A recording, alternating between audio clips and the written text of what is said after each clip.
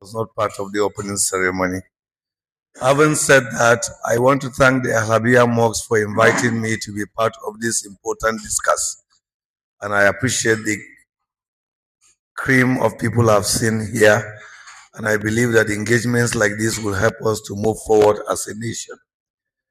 To begin with, I will say that Nigerian faith actors, including religious leaders, faith-based organizations, have a role to play in ensuring that our elections are, one, credible, our election process are, secondly, peaceful, and our people are better informed before, during, and after all elections.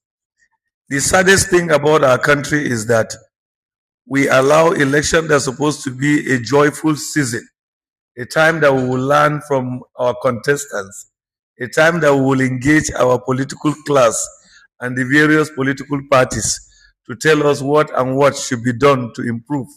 Sadly, it turns out to be a time that we citizens who are all hungry together keep debating and insulting one another and just allowing them to have a free day.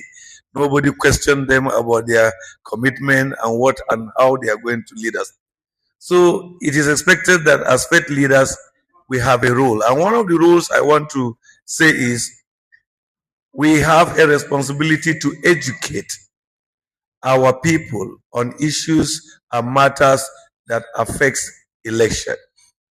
Whether we say it or we do not, the truth about it is that every Sunday and other weekdays, a large number of people gather in our churches to either pray or to listen to sermons. We could turn one of those occasions as an opportunity to educate our members about election process, what the Electoral Act is all about, their role as citizens, the kind of support they need to give to make it successful. I always tell people who care to listen that nobody rigs election. People help riggers to rig election. It is the lack of knowledge we display and lack of effective participation that we do that enables political class to rig election. Because if we do not sensitize people enough and they do not understand what to do on election day, even before election, then we are helping political or election riggers to take advantage of our ignorance to change figures. Show me a situation where in a polling unit we expect to have 500 voters and we can sensitize our people for everybody to go and exercise his franchise, and 499 people or 490 people out of the 500 came out and cast their vote. Show me where will he steal again? We have helped him not, we have stopped him from taking away our votes. But we will sit debating and insulting each other. We are not even knowledgeable about the process. What time is the electoral materials going to appear?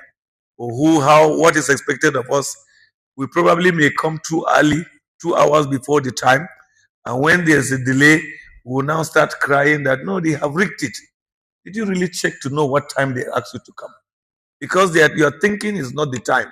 They may say electoral material will not be there until 10 o'clock. You came out there 7:30. So after 2 hours or 1 hour, 30 minutes, you are accusing INEC for rigging. Well, in reality, you were the one who went too early before the time. Secondly, there's a time that election will close. We don't educate our people to know exactly the time of closure. Someone will sit down in his house and choose not to come out and come out when he wants. Only to come out and when the electoral officers are telling him, sorry, we have closed, he will also accuse them of rigging. But he is the one who has actually rigged himself out. So education is important. People, in the Christian teaching, we used to say, my people perish for lack of knowledge. When people are not knowledgeable, they accuse what they don't know. But let me put this again.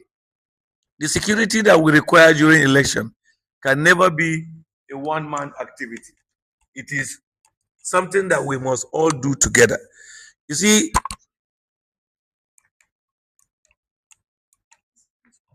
I am an advocate. I believe this because this is what is the ideal practice.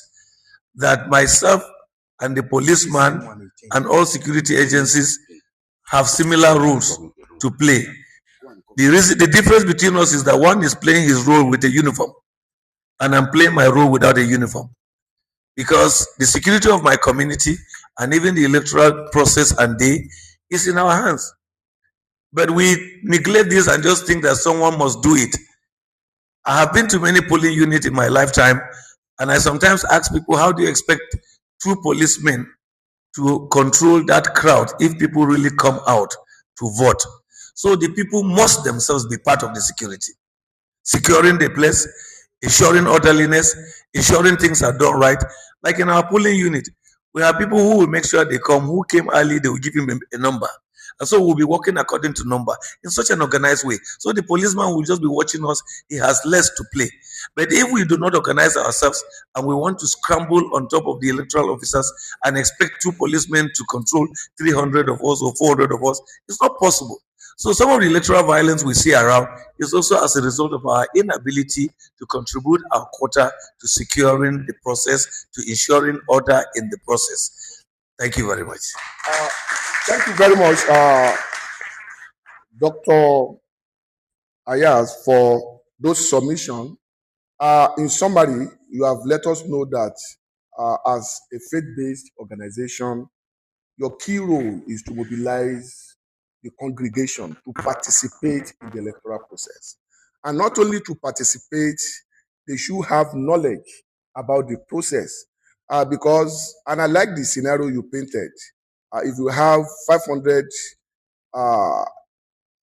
voters in a particular polling unit, and if 499 from both religions should come out, it will be very difficult for anybody to rig such election. So meaning your role is to encourage the members not only to pick their voters card for identification purpose, is to pick it to participate in the electoral process so that we can all get that Nigeria that we want.